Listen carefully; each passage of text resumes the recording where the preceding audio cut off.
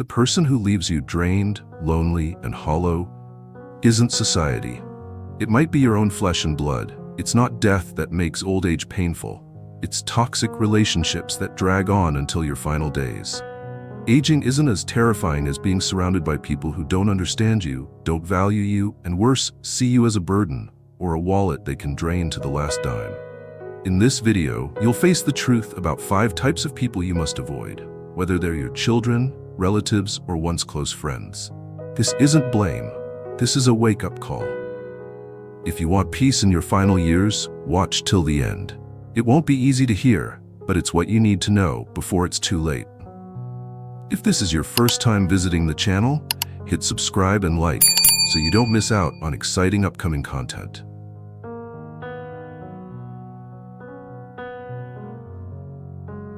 There's a certain kind of person you need to avoid as you age. Avoid completely. Avoid like the plague. It's the kind who every time they show up makes life feel a little heavier. They don't carry knives, don't scream, don't get violent, but they kill you in another way, slowly siphoning away your life force through every conversation, every visit, every endless complaint they call sharing. You know the type I'm talking about. Could be a relative, could be someone you thought you'd be close to forever. But they're like an emotional black hole, bottomless, unresponsive, ungrateful. They don't show up to share life with you. They show up to dump their psychological garbage on you like it's their right. They call it opening up, being family, or we have to be there for each other. But in reality, you're just their emotional trash bin. They dump and leave. The older you get, the less strength you have to bounce back from that kind of emotional depletion. It's no longer a matter of being annoyed, it becomes a matter of survival. Because your mental health in old age is sometimes even more fragile than your physical health. You can take a pill for back pain or sore joints, but there's no medication for the exhaustion of dealing with someone who makes you feel useless, heavy, or worse, guilty for not being able to handle them like you used to. I once met a man in his 70s, a retired military officer who used to command hundreds. Now, he sits in silence every day as his 35-year-old unemployed grandson repeats the same tired story. I didn't succeed because my parents didn't help me enough. The old man doesn't argue, doesn't react, just smiles faintly and swallows every word like it's the price he has to pay for living this long. And that's the tragedy most people miss. We don't age just because of time. We age because we're worn down mentally by people who make us so emotionally tired we stop wanting to live fully. The real danger is this: the people who drain you never see themselves as a burden. They always have a reason to cling to you. They always wear a moral mask. I need someone to talk to. I'm going through a hard time. Family should help each other. But they don't want to change. They don't listen. They don't act. They just repeat their toxic loop like an addiction. And you're their fix. Here's the truth. You're not obligated to be anyone's medicine. You weren't born to be the emotional dump site for people who refuse to take responsibility for their own lives. And when you've reached the age where rest, stillness, and gratitude matter most, there is zero reason to keep people like that around, no matter who they are. Don't make excuses like, oh well, I'm old now, better to be around family. That's not closeness, that's emotional imprisonment.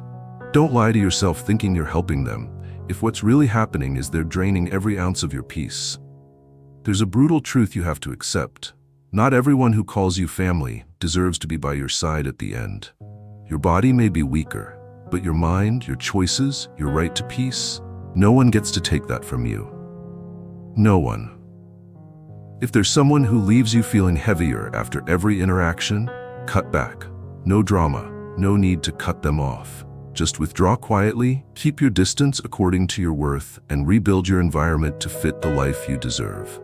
That's self-respect. That's how you live the rest of your days with dignity. That's also how you tell yourself, I've weathered enough storms, now I deserve the sun.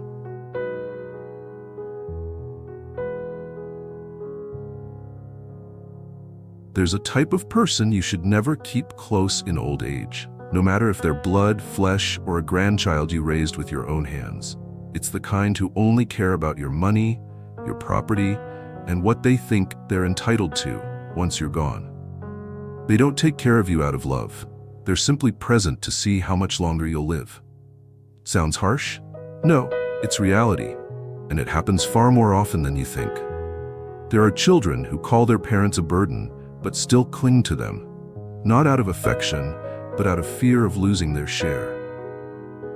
There are grandchildren who appear dutiful, yet behind your back they're asking loaded questions. Whose name is on the house? How much does Grandpa still have in savings? Has the will been written yet? They don't care whether your life is happy or miserable. They only care about who gets what, and whether they'll be left out. Their concern has an expiration date, from the day you can no longer earn money until the day you die. After that, they vanish faster than you'd ever expect. Here's the real issue. They'll never say it out loud. They're masters of disguise, hiding behind moral obligation, behind filial piety, behind the appearance of care. But watch closely. They show up every time money is mentioned. They take an unusual interest in documents, in property. They drop casual hints about houses, land, deeds, and wills. And they start probing the people around you, trying to figure out who's influencing your decisions. You may be old, but you can't afford to be naive. This is not the time to believe in fake affection just because it comes from family. You need to be more alert than ever, because you're now in the most vulnerable stage of your life. When you're healthy, you're the provider. When you begin to weaken, you become the human ATM. And when you die, you're nothing more than an estate to be divided. If you allow these people to stay close, they won't care for you to help you live longer. They'll care for you just enough for you to die on schedule. Does that sound heavy? Good, because it's true. And if you don't have the guts to face that truth, your final years will be drained by fakeness, by empty smiles, by hand-holding full of ulterior motives. You didn't live your whole life just to become a bargaining chip. You didn't endure hardship, build a family, create a legacy, just to end up as a name on a deed, a body attached to assets. So as hard as it is, you have to cut people like this out of your circle of influence. No need for drama, no need for disowning. Just set boundaries, share less, stop giving them access. Don't place your trust in people who've never cared about your feelings, just because they call you dad, mom, grandma, or grandpa. Money has a brutal way of revealing people's true faces, and when that mask falls off, don't put it back on. Don't let loneliness trick you into keeping relationships that are built solely on your net worth, because anyone who only needs you when you have money is someone who will disappear the moment you don't. Family isn't ownership. No one has the right to inherit what you spent a lifetime building, especially not those who never gave you a single day of peace. If you want to live out your final years with dignity, then you must learn to say no to people who are counting every dollar you have. You must learn to remove yourself from lives driven by greed, not gratitude. You owe nothing to those who are just waiting to claim their share. And most importantly, you have the right to live out your final years in peace, not according to the script written by those who see you as a wallet with emotions. Stop wasting another day living in weakness and chaos. Subscribe to Stoic Success now to build an unbreakable mindset, master your emotions, and face life like a warrior.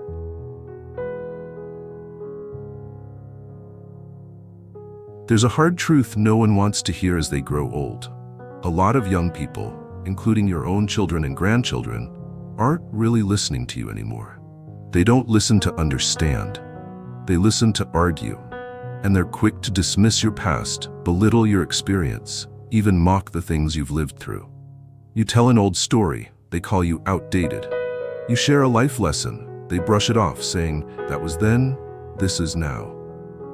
You offer advice out of love. They hit back with, "You're old now, let us decide." Sound familiar? Elderly people today aren't just facing illness or loneliness. They're enduring a quiet form of disrespect, the kind that kills dignity without a single insult. And the most painful part is that disrespect often comes from the very kids you gave your life to raise.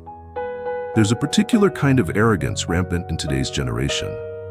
The arrogance of those who've never collided with real life, yet think they know it all because they read a few articles online, watched a couple of YouTube videos, got a degree, and have a steady paycheck.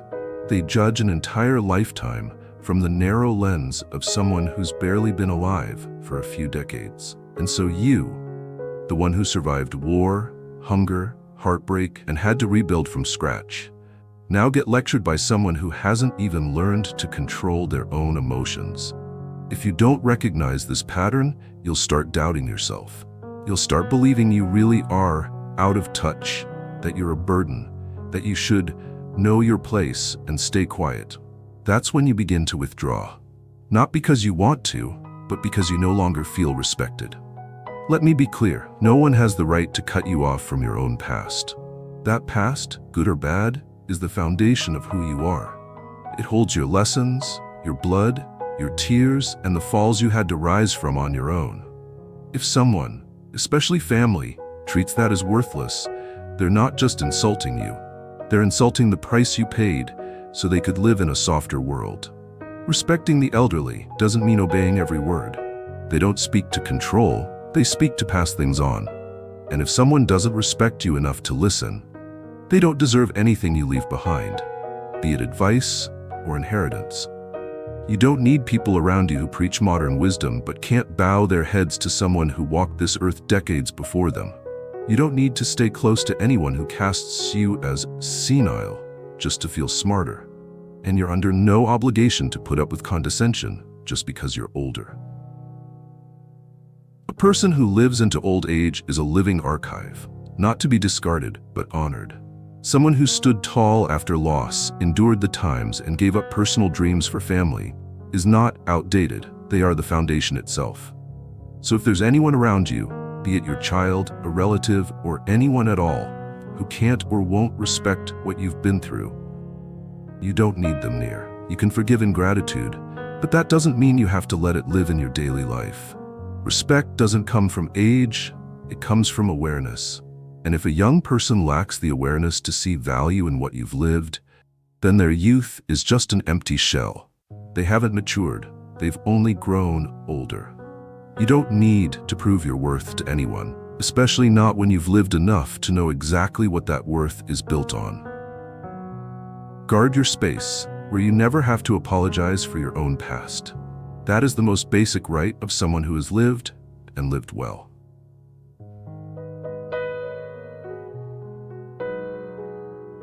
There's a type of person you must firmly keep your distance from in old age.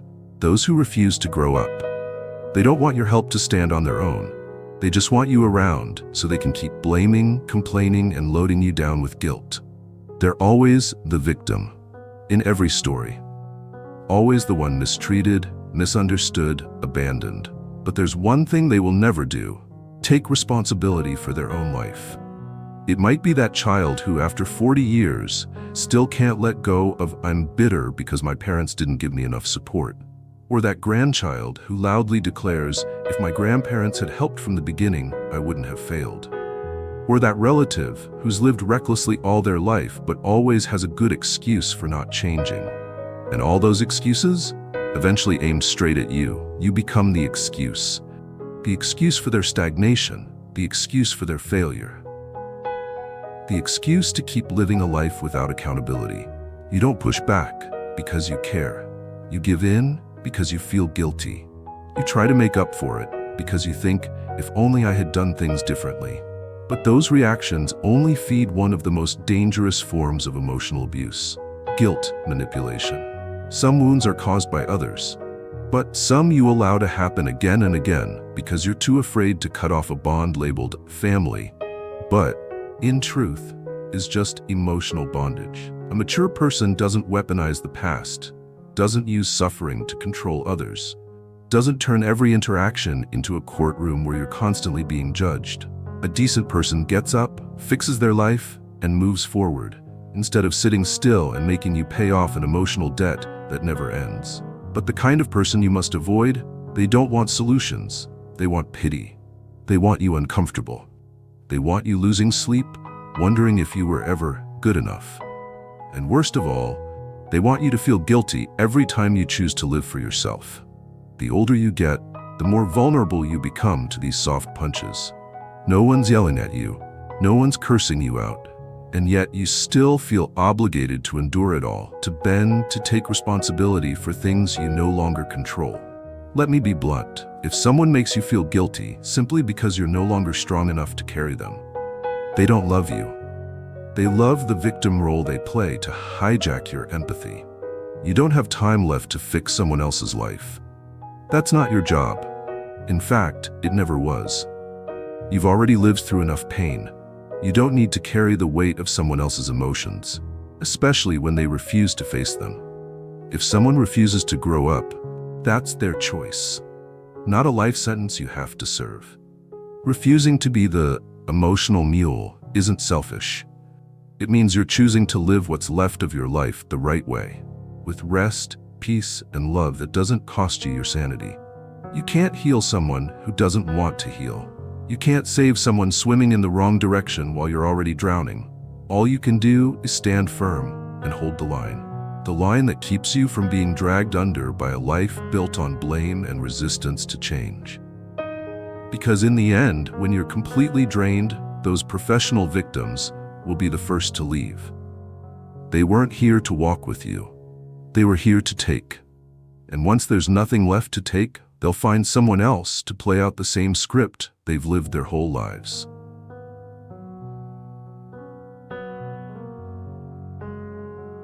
There's a type of person you need to cut from your life, especially when you've reached the stage where peace matters more than any kind of obligation. It's the ungrateful. Sounds trivial? It's not.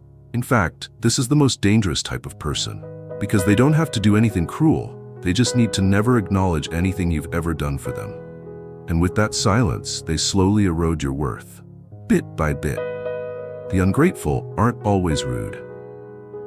They might still call you, still check in, still wear the mask of the good child or dutiful grandkid, but they never speak of your sacrifices with respect. Everything you've given is taken as a given, as an obligation, as something you were supposed to do, and you're not allowed to expect anything in return. You raised them. They say that's what parents are supposed to do. You gave up your youth to build the home they live in. They say, why do you keep bringing it up? You were there when they failed, when the world abandoned them. They say everyone needs help sometimes. Not a thank you, not a single word of recognition, not a hint that they understand what you gave up. And that's the most brutal kind of ingratitude. The kind wrapped in indifference, in emotional emptiness. Understand this, the ungrateful never stop.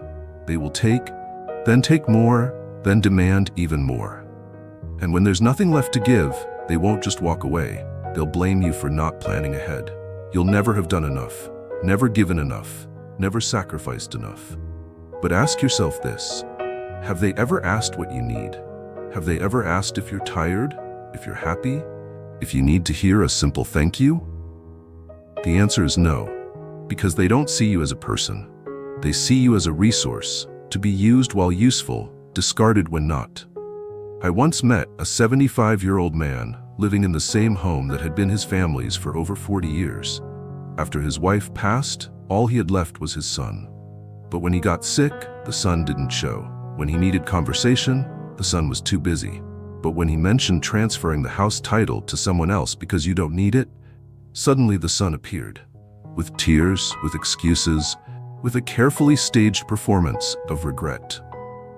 But no genuine apology, no real gratitude for everything his father had done. And that's when the old man realized he was no longer a father, just the holder of a deed. The ungrateful don't destroy you with actions. They kill you through forgetting, through pretending your sacrifices were invisible. They don't hurt you loudly. They make you feel meaningless quietly as the years go by. So what should you do? Cut. Not the relationship, but the expectations. Not contact, but hope. Don't wait for them to change. Don't wait for a thank you that may never come. Keep your distance far enough that you no longer have to swallow pain every time they walk away without a glance of decency. And above all, don't let the ungrateful take center stage in your life just because they're family. Blood does not guarantee gratitude. Titles do not equal character. You've lived long enough to know that a stranger can warm your heart with a single thank you, while your own child can make you feel completely alone in your own home. Grateful people don't need to give you gifts, they just need to look at you with respect. Remember you with heart. Treat you like a human being, not a wallet, a stepping stone, or a silent shadow behind their success. Keep those people close, even if it's only one. As for the rest, the ones who lived off you but never lived for you, let them go. They don't deserve a seat in the final chapter of your life story.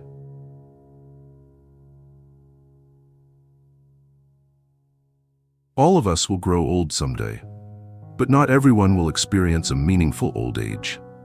Because old age isn't measured in years, it's measured in the quality of the people still standing by your side when all the spotlight has faded.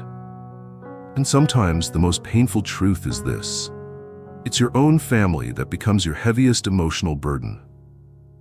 You can't stop yourself from aging, but you do have the right to choose who walks with you in your remaining years. That's not selfish, it's self-respect. Cutting out those who drain you, who obsess over your assets, who disrespect your past, who play the victim, or who live without gratitude is how you protect yourself from an old age that's manipulated and slowly worn down. You've lived for others your whole life. Now it's time to live for yourself. No one has the right to hurt you, especially not at the age where you've earned the right to peace. Thank you for being here. If you found this video helpful, subscribe, turn on notifications, and like this video. Don't forget to leave a comment so we can spread positivity together.